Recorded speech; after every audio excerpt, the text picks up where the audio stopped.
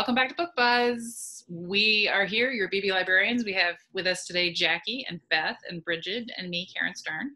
And we are excited this week because you can place books on hold again at the library and there's a pickup service that we have, and you can just go to our website and find out all about how to do that, wakefieldlibrary.org. And as usual, we have a nice selection of things to talk about today, one from pretty much every genre, almost. But we're going to start with Jackie. All right, so today I actually was able to get an ebook copy. I've been waiting for 6 months for this book, and because ebooks were in such high demand, it took forever.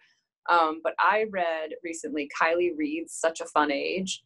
It actually came out in November. We do own, I think, about 8 copies of it. I think Karen anticipated it being popular and ordered heavily. So you can place those on hold. It is available on Overdrive, and I did buy extra copies for Overdrive. So there's some there. But I really, really enjoyed this book a lot. And I thought it was really well written. I'm pretty sure it's a debut. I think it's her first novel. But anyway, it's about it's the relationship between a mother and her nanny. The mother is, upper middle class, like mid 30s, I think. I think she's in Philadelphia, and white. The nanny, Amira, is 25, and black. And and the book is really kind of about their relationship and their dynamic. It starts right away, right out of the gate with a situation where Amira is watching Alex, the mother's daughter, late at night. Like something happens and she's got the daughter at like 11 o'clock at night, and she wanted to take her outside of the house. So she actually takes her to a grocery store that's like open till 11. So they're there, and the nanny Amira is questioned because she is this young black woman with this white child out at 11 o'clock at night. And so, there's an interaction with her and the security guard. Someone starts taping it. It's that kind of situation. And babysitting while black. So it's very well done in that you get both perspectives. It's all told in the, third person. It's, an omniscient narrator, but you're sort of seeing things from Amira, the nanny's perspective, and from Alex, the mother's perspective at alternating times, and sort of how this video then becomes this sets off this whole series of events and this trajectory that has kind of both of them kind of considering how the world works. I personally found this really interesting because I have a nanny. She's also white, but so it's not quite the same dynamic, but it kind of brings up a lot of questions about the nature of these kind of transactional relationships. Mm. She is kind of my employee. She is my employee, but we also consider her part of the family, and it's a very kind of different dynamic. That I think you don't necessarily see in all, in a different kind of workplace. You're in someone's in your home, and right. So, but it's really well done, and there's a couple things that are kind of coincidency that I wouldn't say they're hard to swallow. It's perfectly believable, but it's clearly to obviously move along the narrative.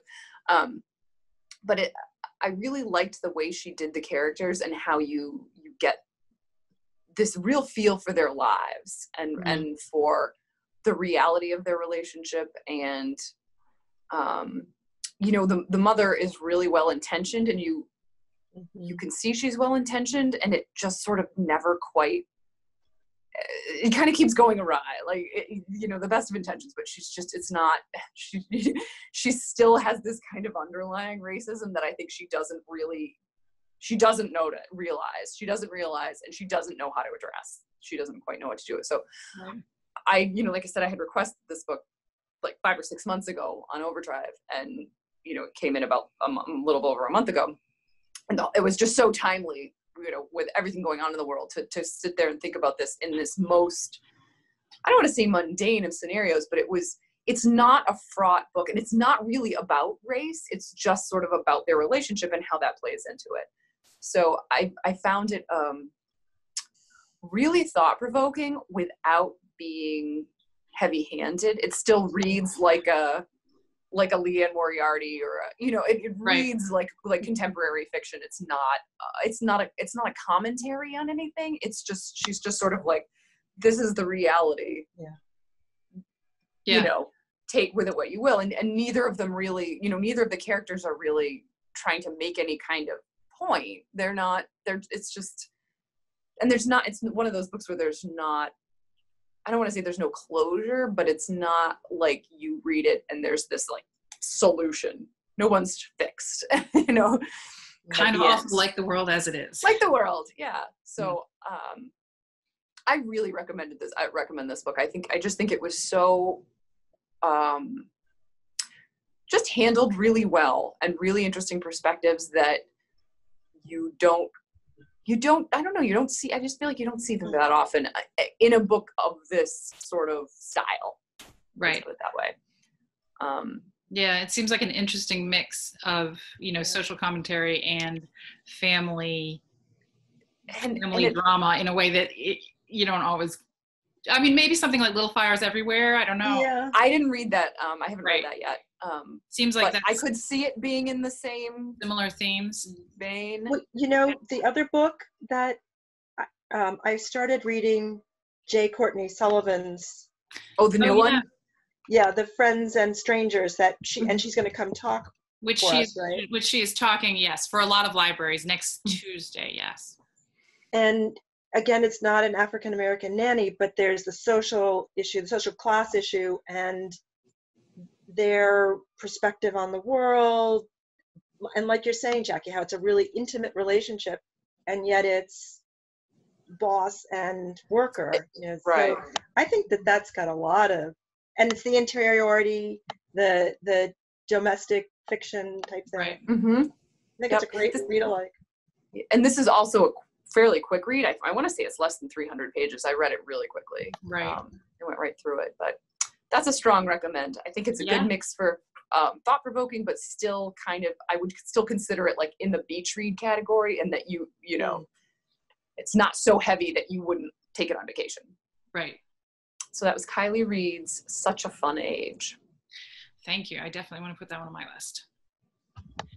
Beth, what have you got for us? Okay, so my book kind of follows on Jackie in that it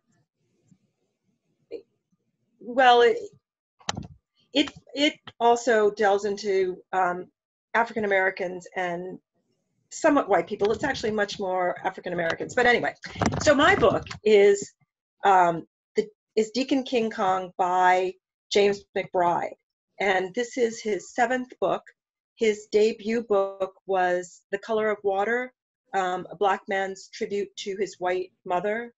And so some of you might have read that. This book has gotten a lot of acclaim. Mm-hmm. It's been, Oprah has made it her book club book, and it deserves all the acclaim it's getting. I just had someone requested this morning. Oh, yeah, there you go. I assume we're going to get a lot since Oprah is promoting it.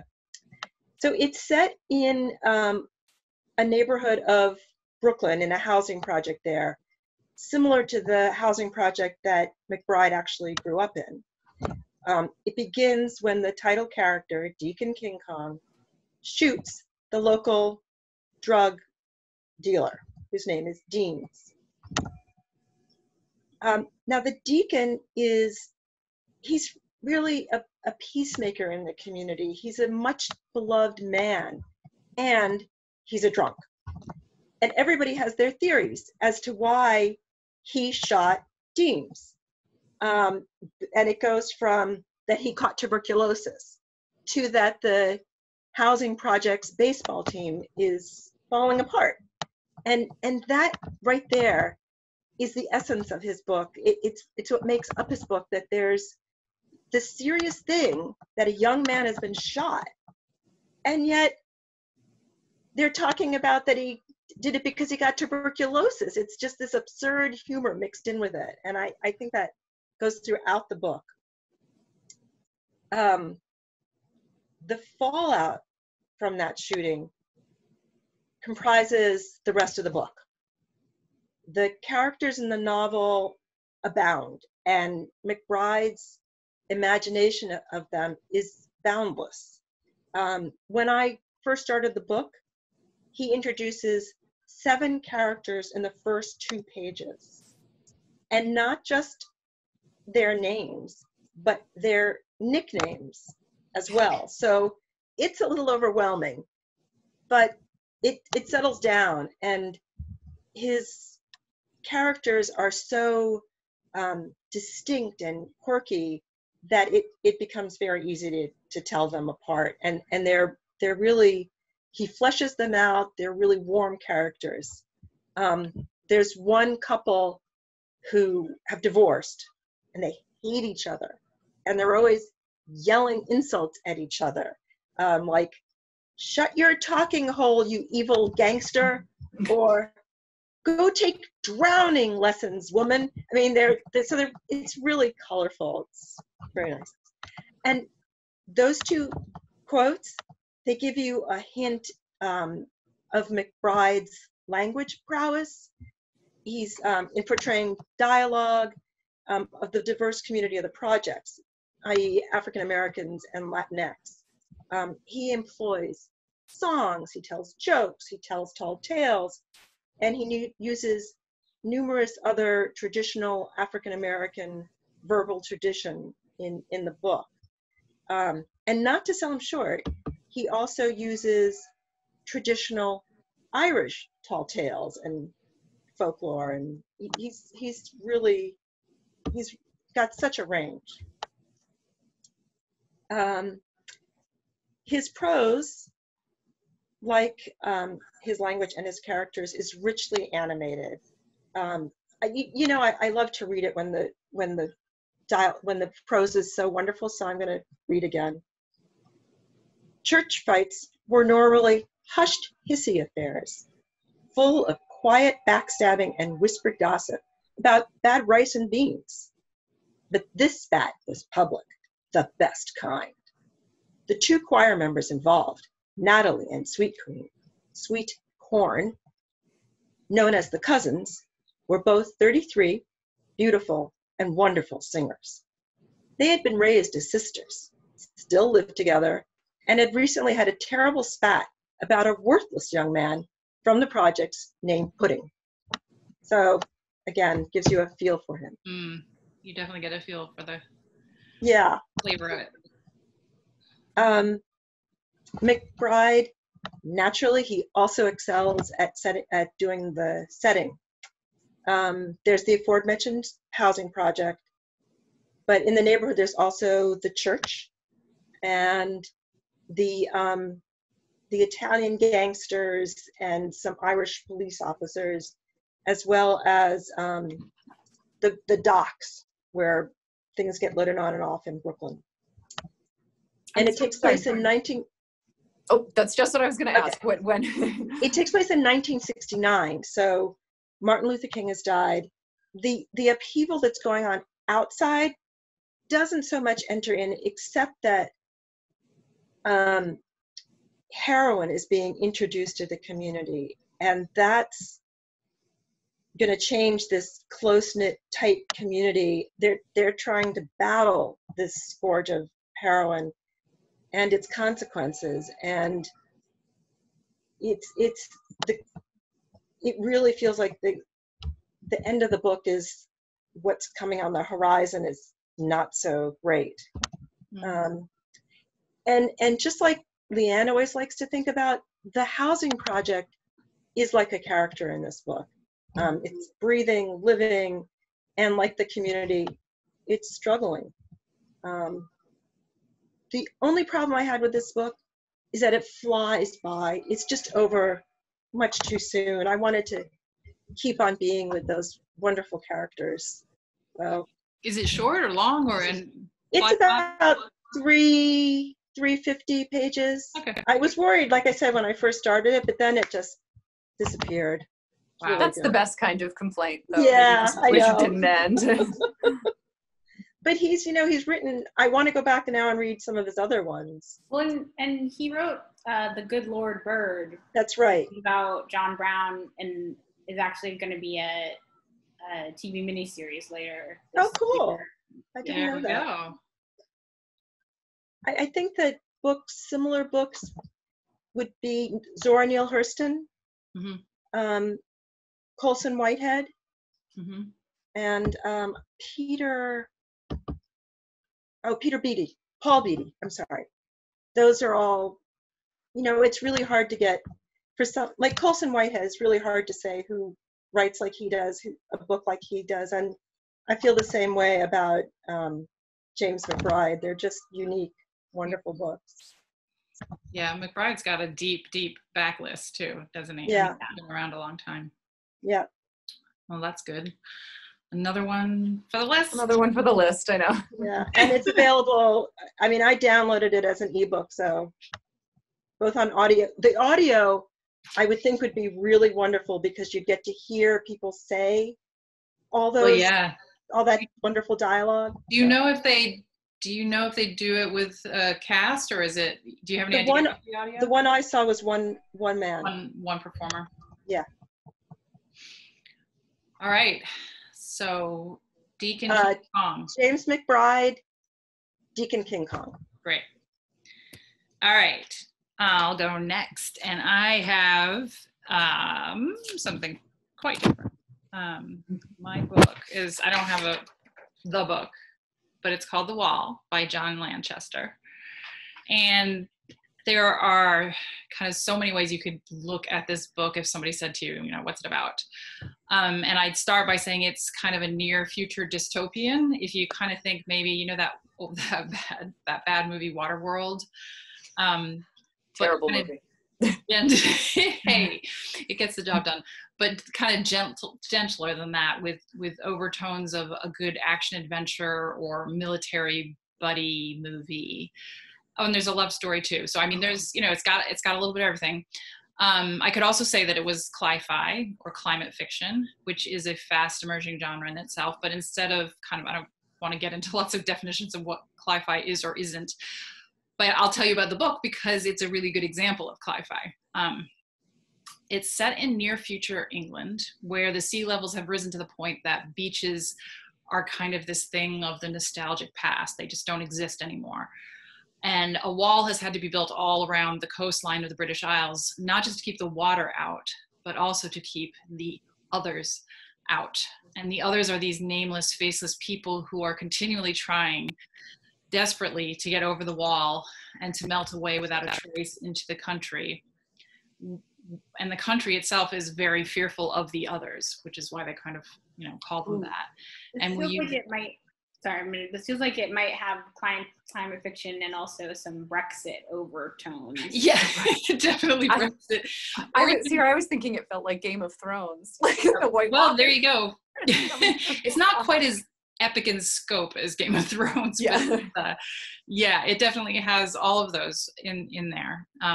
So the idea is to keep the others out. And in order to do that, the country compels its citizens, all of its citizens, well, unless you get special dispensation, but most of its citizens to do a 2-year mandatory service on the wall as what they call a defender. So Joseph Kavanagh is our first person narrator, and he's just starting his only stint on the wall as the book begins. And I'll just read you a little bit from the first page of the book because the tone and the setting are really important in this book. And he starts with, it's cold on the wall. That's the first thing everybody tells you and the first thing you notice when you're sent there. And it's the thing you think about all the time you're on it. And it's the thing you remember when you're not there anymore. It's cold on the wall. You look for metaphors. It's cold as slate, as diamond, as the moon. Cold as charity. That's a good one. But soon you soon realize that the thing about the cold is that it isn't a metaphor. It isn't like anything else. It's nothing but a physical fact. This kind of cold anyway, cold is cold is cold.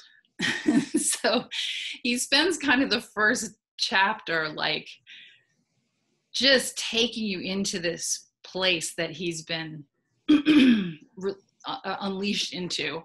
It's the setting is really important, and that tone, the tone of his sort of conversational, almost laid back, like he's talking to you across the room, or like some kind of grown-up bedtime story or campfire tale. He really wants to make you feel what it's like to be on the wall, and he creates words like concrete, water, sky, wind, cold. He like sticks them all together to give you the feeling of like how all those elements of being on the wall kind of come together and hit you at once. He talks about the different types of cold, type 1 cold and type 2 cold, and his descriptions are like, type 1 you can fight by moving, you can fight by thinking about something else, and type 2 there is nothing else. At times there's not even you. Type 1 people complain about, type 2 makes them go silent even afterwards. Type 2 is a premonition of death. So there's the feeling.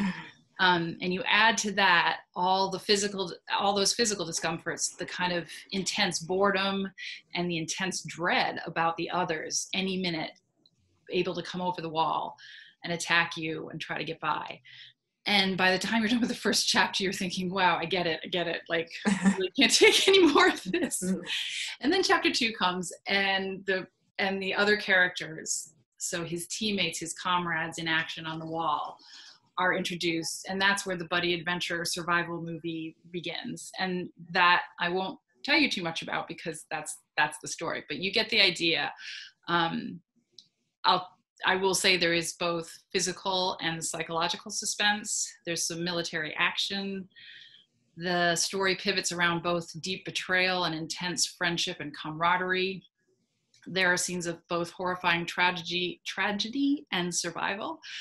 And all of it written in this same tone of someone kind of telling you war stories or around a campfire. And at the end, despite all those horrors that he's taking you through and the difficulties the characters survive, there's this abiding sense of hope and of kind of the inherent goodness in most humans anyway, I won't say all, which is certainly what I read these kinds of dystopian novels for. And I think a lot of people do. I mean, I think a lot of people think of dystopian novels, all they think of is, oh, the Armageddon of it all, you know, but there's actually almost always this kind of strain of hope in it. And back to the beginning, I was mentioning Cli-Fi. So Cli-Fi really is just a kind of dystopian story that centers around the changes in the climate that force humans into extreme situations. And this book is a really good example of that. So that's The Wall by John Lanchester. Highly recommend. It's also a quick read. I can't believe it's more than 250 pages. Yeah, it's pretty thin. Yeah, you slide right through it. Definitely good character relationships. And, you know, surprisingly, given that kind of laconic tone that he has, you feel for him, especially for him, because it's all first person. You're getting everything from his point of view. How did you happen upon this one? This was actually from ordering, or did it come up as a recommendation? It was a recommendation from Leanne. Leanne's, it was one of the ones that we did in her roundtable for Readers Advisors, because she did a whole section on Cli-Fi. So oh, nice. This was one of the benchmark books that we talked. And one of the other ones was Ursula Le Guin's. Wait, I got Octavia Butler's Parable of the Sower. That was Karen's already what I talked last time. Oh, that's right. That's right. Talked about it. Yeah, that's true. But the other one was Demoline. Marrow Thieves. Yeah. Sorry? Marrow Thieves is the Marrow Thieves. Thank you. Oh, right. The Marrow Thieves was the other one, and that's that sounds like a really interesting read too. Demoline, does anybody remember her last name? I think it's Sherry Demoline. Sherry Demoline. Thanks. Last name. Yeah, The Marrow Thieves was really good. Yeah, you read that one, didn't you, Beth? Yeah. Right. So we'll put that in the credits at the end too. Yeah. Good. Now from apocalypse to romance. To me, well, I would not say this is a romance, because it's already so. This is so I'm going to talk about the Eyre Affair by Heather Cox and Jessica Morgan. I think you should spell that so that they know what. So it's the Eyre, H-E-I-R Affair. And because there is another book, the E-Y-R-E Affair, right? Yes, that is by yes. It's not the A-I-R Affair, so. Yeah. So this is the much anticipated sequel to their previous book, The Royal We, which that one is more of a romance. So I would say firmly these are not romances in the sense that that's what they are. They are like women's fiction. They're relationships. They're about it. And so the Royal We, which is I'll introduce that one briefly. So the Royal We involves an American woman named Bex who falls in love with the heir to the British throne. It is a slightly altered monarchy. It's not Prince William. It's a William equivalent, sort of altered monarchy. And while she is studying abroad, they fall in love. Eventually that book ends with their wedding. They get married at the end of that book. So that one's more romancy, but it's a lot of relationships. And this is kind of, if you've read that book, there's sort of it ends on somewhat of a cliffhanger, even though they're married, because there's kind of a big secret that's going to come out. And this book deals a lot with the fallout of that information, and also their struggles to have an heir to the throne, because that is obviously part of their job as part of the monarchy. It's told in the first person from Beck's point of view, so you get kind of an outsider view of the monarchy, because even as she is married to the heir to the throne, she's still like not English, and she's not a part of that world, so it's still like her trying to navigate that world. It's very funny and very like emotional. So Bex has a very good sense of humor. Anyone who is familiar with Cox and Morgan know that they run a fashion blog called Go Fug Yourself, where they look at celebrities' outfits and they make fun of the ugly ones and praise the beautiful ones. And they also have, since writing The Royal We, they have an interest in royals and the monarchy. So they also have like a deep well of history in what sort of European royal history, to draw parallels and parts into their own characters that they've made up, because they are all fictional, but they draw from like beloved real life stories about royals, because they know them. And I really enjoyed it. It's a nice escape type book. And if you haven't read The Royal We, I do really recommend it, because it was a great read. And this is an excellent sequel that does literally pick up like seconds after that. And I guess maybe it was like a week later we pick up, but we flash back to the immediate ending of that. And it deals more with what it's like to be married rather than to be just like in love. So that's what it's like. They're on one level, like they are a young couple that is trying to find out what it's like to be married to each other and to live a life together at the same time they're trying to navigate a hugely public life. Right. They are married. I think obviously this year has had quite a few upheavals within the British monarchy. So if you are the kind of person who has followed those stories, this might interest you. This is obviously different, and Bex is white, so there's no racial element in it.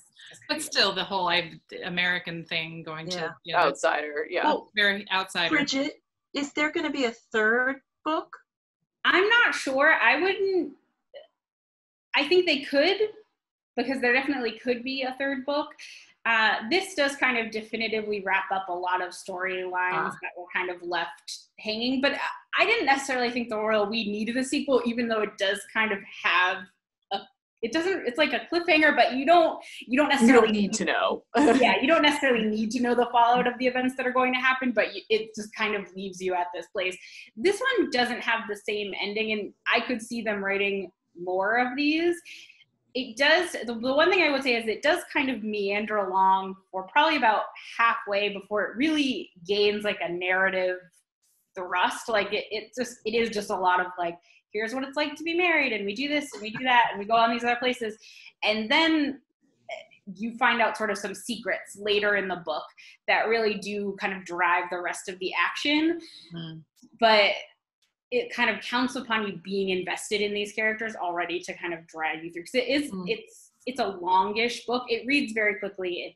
It's fun and light, so you won't, it's not like a slog by any means, but it is there. If you aren't particularly invested in the characters, which I think you would be if you had read the first one and then you read this one, you might be like, why am I reading this? Nothing is happening until all of a sudden a lot happens. And it's really, give it some time.